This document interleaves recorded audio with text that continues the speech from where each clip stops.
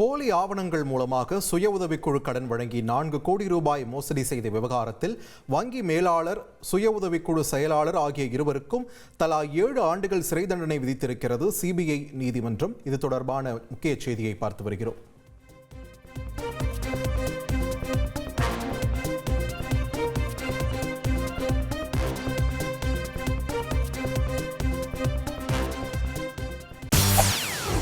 செய்திகளை உடனுக்குடன் தெரிந்து கொள்ள உடனே சப்ஸ்கிரைப் பண்ணுங்க.